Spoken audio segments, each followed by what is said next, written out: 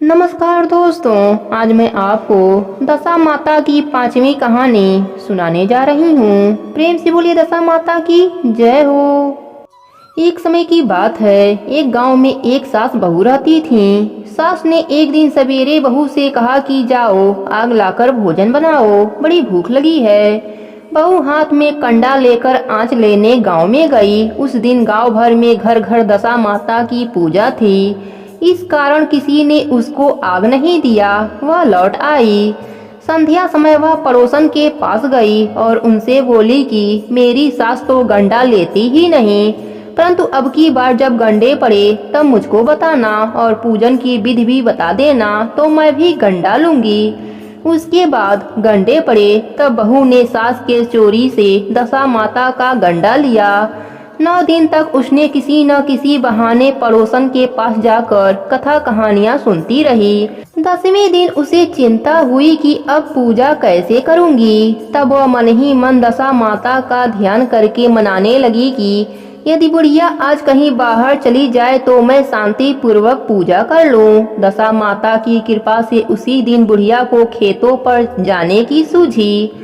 उसने बहू से कहा कि तुम भोजन बनाकर तैयार रखना, तब तक मैं खेत खलिहान होकर आती हूँ। यदि मुझे अधिक देरी हो जाए तो मुझे खेत पर ही खाना दे जाना। बहू तो यही चाहती थी। उसने सास की आज्ञा को सिरोधार्य करके कहा कि आप जाइए और घर का कामकाज से निश्चित रहिए। ज्यों ही बुढ़िया ने पीठ फेरी त्यों ही बहू ने पूजा की तबदील लगाई।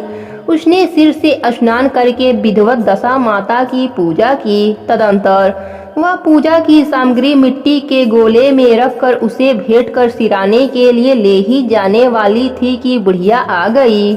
उस वक्त बहू को जब और कुछ उपाय न सूझा, तब उसने जल्दी से उस गोले को छाछ की मटकी में छिपा दिया। उसने सोचा कि जब बुढ़िया फिर कहीं बाहर जाएगी तब गोला मटके से निकालकर सिरा आऊंगी। बुढ़िया ने आते ही बहू की खबर ली। उसने पूछा कि तू मेरे लिए खाना क्यों नहीं लाई, अब तक क्या कर रही थी। उसने जवाब दिया कि आज मैंने सिर से नहाया है, इसी कारण रसोई करने में देरी हो गई। मैं थाल परोसती हूँ, भोजन कर लीजिए। बुढ़िया का गुस्सा कुछ शांत हुआ। वह पैर धोकर चौके में बैठी ही थी कि उसका लड़का भी आ गया। वह भी माता के साथ भोजन करने बैठा। बुढ़िया भोजन करके उठना ही चाहती थी कि लड़का बोला, मुझे तो छाछ चाहिए। बुढ़िया ने बहू से कहा, उठ छाछ दे दे। उसने कहा, मैं तो रसोई के भीतर हूँ, आप ही दे दीजिए। बुढ़िया भोजन करके उठी, हाथ धोकर मट्ठा लेने गई, परंतु ज्यों ही उसने छाछ की मटकी उठाई उसमें कुछ खड़खड़ाने की आवाज सुनाई दिया। उसने हाथ डालकर देखा तो एक बड़ा सा सोने का गोला था। सास ने आश्चर्य में होकर बहू से पूछा, अरे इसमें क्या है, इसे तू कहाँ से लाई है, यहाँ क्यों छिपा कर रखा है। मैं समझ गई, इसी से तू छाछ देने नहीं आई थी। इसका भेद बता, नहीं तो अभी तेरी खबर लेती हूँ। वह बोली, मैं क्या जानूं, मेरी दशा माता जाने। मैंने तुम्हारी चोरी से दशा माता का गंडा लिया था और तुम्हारी चोरी से पूजा की थी। तुम आ गई इसलिए मैं गंडा सिराने न जा सकी। तब मैंने इसे छाछ की मटकी में छिपा रखा था। दशा माता ने उसे सोने का कर दिया तो इसमें मैं क्या करूं। बुढ़िया बहू को गले से लगा लिया और कहा कि अब मैं भी तेरे साथ गंडा लिया करूंगी और विधिवत व्रत और पूजन किया करूंगी। अब सास बहू मिलकर हर साल दशा माता का नित्य नियम निभाने लगे। दशा माता की कृपा से उनका घर धन धान से भर गया।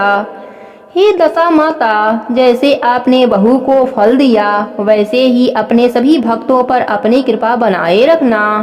कहानी अधूरी हो तो पूरी करना, पूरी हो तो मान रखना। प्रेम से बोलिए दशा माता की जय हो।